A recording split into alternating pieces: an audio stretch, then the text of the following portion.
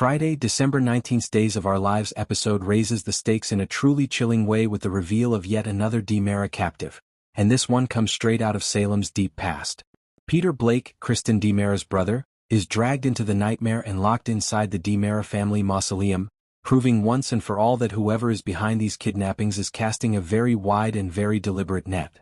Peter Blake's return is shocking because he hasn't been physically seen in Salem since 1998, which makes his sudden reappearance after 27 years feel almost surreal. After serving time in a white-collar prison, Peter essentially vanished.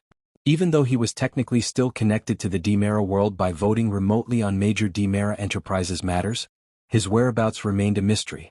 In fact, Abe Carver mentioned back in 2019 that Peter disappeared after his parole, which only deepens the intrigue. The fact that the kidnapper was able to locate Peter after all these years tells us this person has either extensive resources, deep insider knowledge, or a long-standing obsession with the DiMera family. What makes this even more unsettling is how disconnected Peter seemed from his own family. There's no indication that Rachel Blake, his mother, had been in contact with him, and she never mentioned him to Kristen after they reunited. Of course, Kristen herself was unaware that Rachel had been alive for years, so secrecy and separation clearly run deep in this family.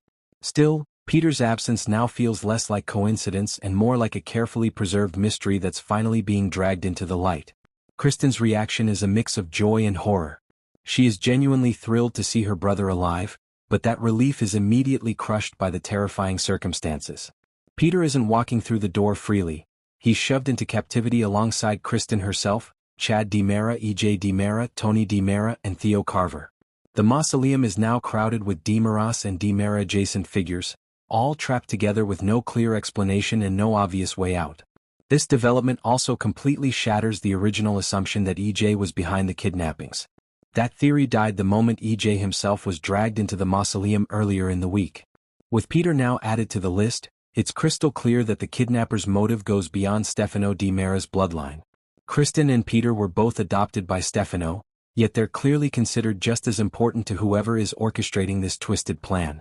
That suggests the target isn't DNA but legacy, loyalty, power, or perceived sins tied to the DiMera name. The atmosphere inside the mausoleum only adds to the horror. Every captive is forced to wear a black hood, and the imagery is deeply disturbing. These hoods aren't random. They resemble the ones used in ancient France for prisoners being led to execution by guillotine. Whether symbolic or practical, the visual alone is enough to send fear spiraling through the group.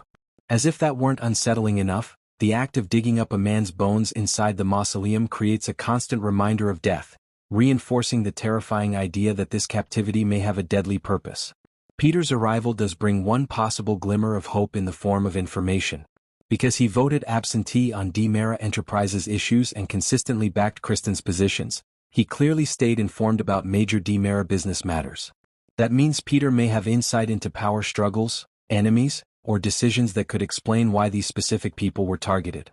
Now that he's physically present with the others, it's very likely he'll finally answer questions about where he's been all these years, at least to Kristen.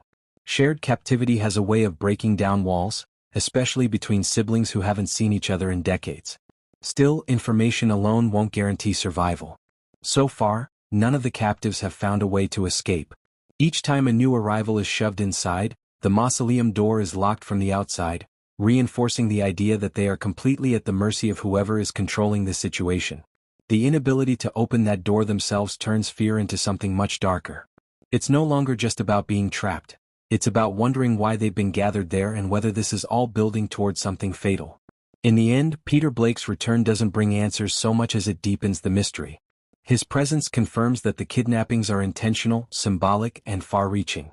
With every new captive, the message becomes clearer and more terrifying. This isn't random, it isn't impulsive, and it's far from over.